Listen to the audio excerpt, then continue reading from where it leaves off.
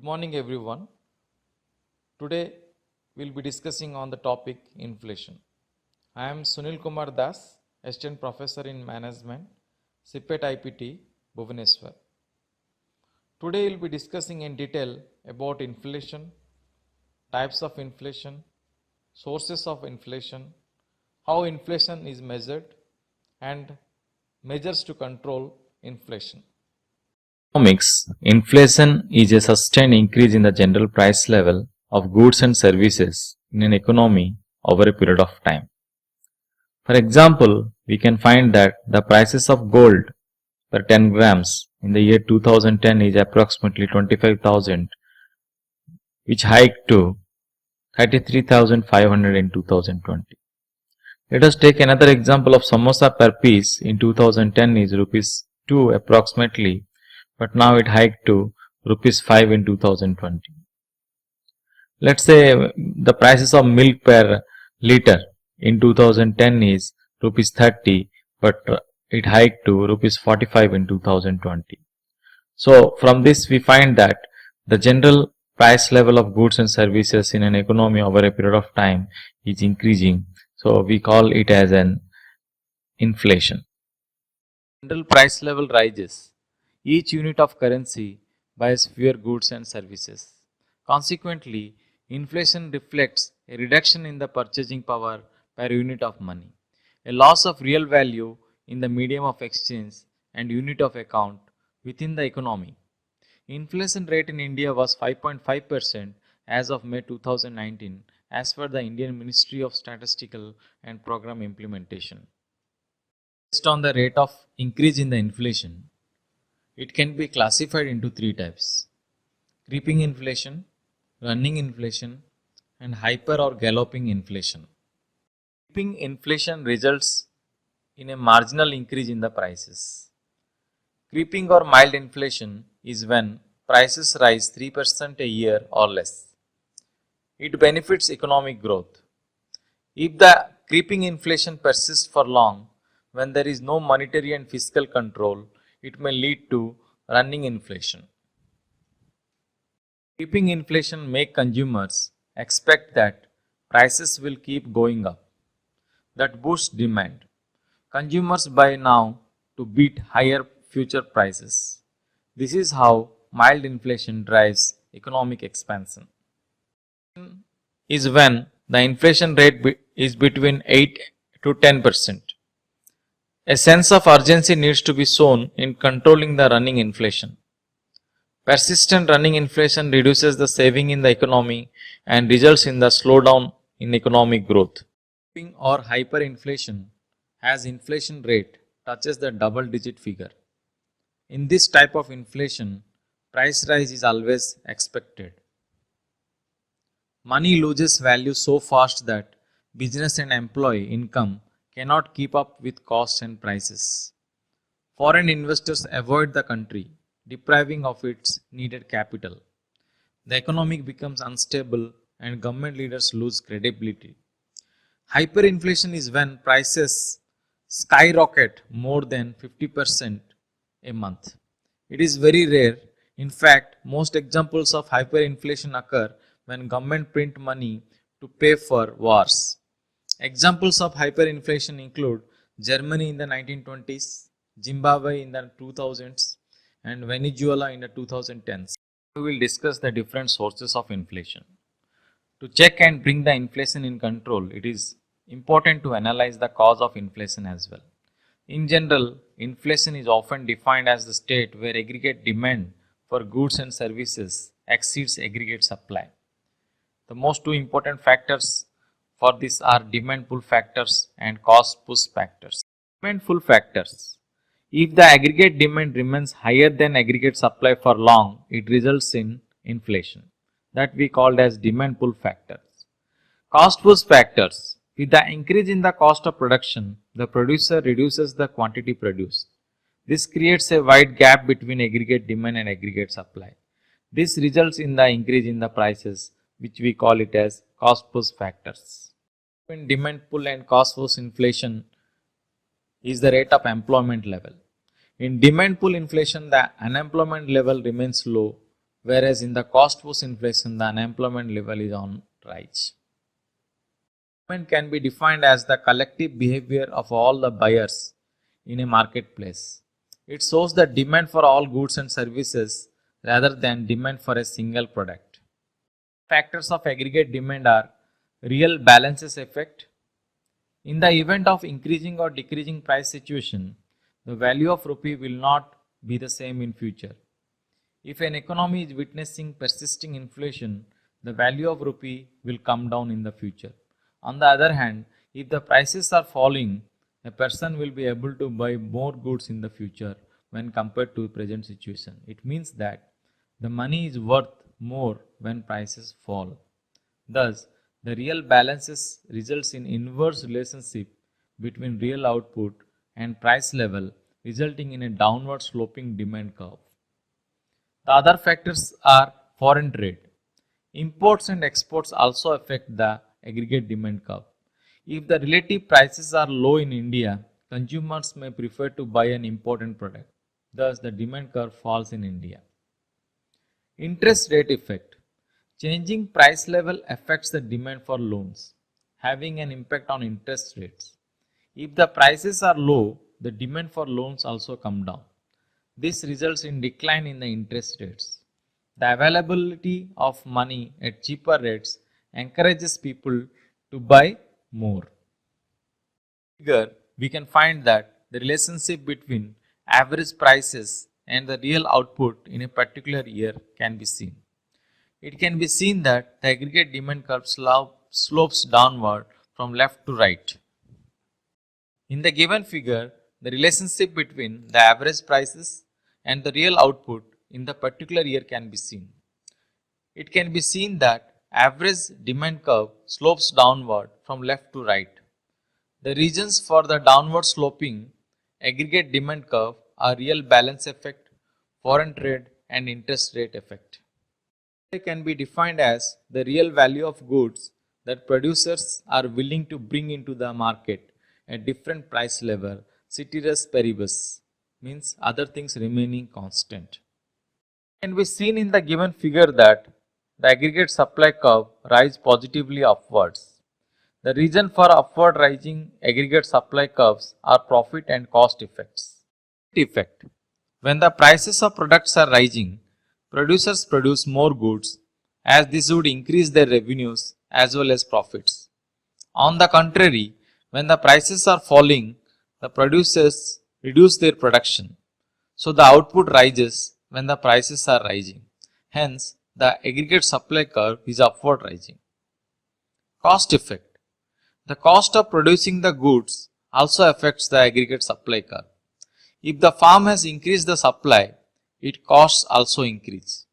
If the increase in the cost is more than proportionate increase in profits, producers may not continue producing the same quantity of product. Producers increase the output only when the prices of the output increases, at least at the rate of which the cost of production is increasing. Pull inflation.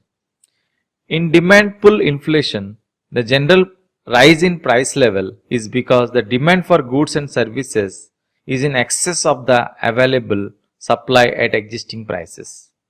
It can be better explained with the help of aggregate demand, aggregate supply framework. The rightward shift in the aggregate demand curve indicates excess demand for goods and services at existing prices. It can be seen in the given figure that when aggregate demand increases from Y0 to Y1, demand curve also shifts from AD0 to AD1. At the price level P0, the aggregate supply is Y0. Y1 to Y0 is the excess demand. To eliminate the excess demand, the price level increases to P1, where aggregate demand and aggregate supply curves are again equal. The reasons for the shift in aggregate demand can be either real or monetary factors. Real factors. The real factors can be increase or decrease in the tax receipts and corresponding increase or decrease in government expenditure. Other factors are investment function, consumption function, and export function. The monetary factors can be increased or decreased in the money supply.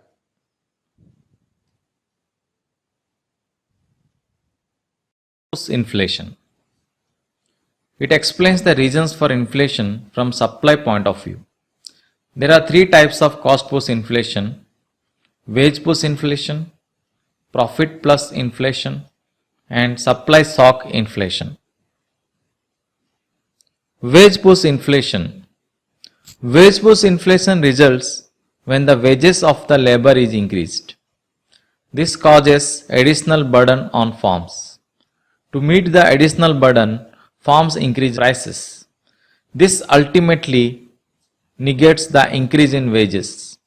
As a result, the workers demand more wages. This process results in wage push inflation. Profit plus inflation happens when the producers increase the prices to increase their profits. This usually happens with oligopolists and monopolists. Supply shock inflation. Supply shock inflation is a result of decrease in supply as a result of natural calamities, etc.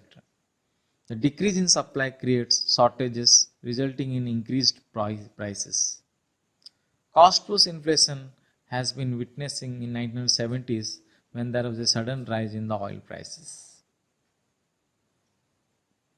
We will discuss measuring inflation. Inflation is often measured either in terms of wholesale price index or consumer price index.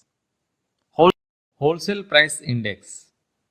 The wholesale price index is an indicator designed to measure the changes in the price levels of commodities that flow into the wholesale trade intermediaries. Consumer price index. Price index is a vital guide in economic analysis and policy formation and a basis for price adjustment in business contracts and projects. It is also intended to serve as an additional source of information for comparisons on the international front. Price index is specific to a particular group in the population. It shows the cost of living of the group. It is based on the changes in the retail price of goods or services. Based on their incomes, consumers spend money on this particular set of goods and services. Different consumer price indices. Each index tracks the changes in the retail prices for different set of consumers. The reason for the different indices is the different patterns of consumers. For example, the consumers in the urban areas may have different purchasing patterns when compared to their rural counterparts. Thus, consumer price index cannot cover consumption patterns of all the consumer groups. Consumer price index is calculated at given time intervals. The consumption basket is gathered from budget surveys which are carried out from time to time. Now we will discuss the economic impact of inflation. There is widespread impact of inflation on the economies world over. The effect of inflation is felt on distribution of income and wealth and on production. Effect of inflation on the distribution of income and wealth. The effect of inflation is not the same on all the economic groups. Some groups stands to gain while others may lose as well. The consumers stand at the losing end while the producers have old inventories may gain from the inflation. People with fixed income group are the worst sufferers of inflation. Their income may not rise in the same proportion as inflation is rising, though the effect of inflation is felt on all the sectors of the society. We will confine our discussion on sectors like debtors and creditors, producers and investors. Debtors and creditors. As a result of inflation, the real value of the money comes down. While paying back the loans taken, debtors do not consider the reduction in the value of money as a result of the inflation. Hence, debtors gain as a result of the inflation, whereas creditors stand at the losing end. Producers. Producers benefit a lot from the inflation. The 10 producers imply manufacturers, traders, farmers, etc. These people benefit from inflation. Since the cost of production does not rise proportionately to the inflation, moreover, by holding the inventories for a longer period, producers can gain immensely. Investors. The type of investment being made decides the impact of inflation on investment. If the investment is being made in the equities, investment yields better results as the prices of the equities also rises along with the inflation.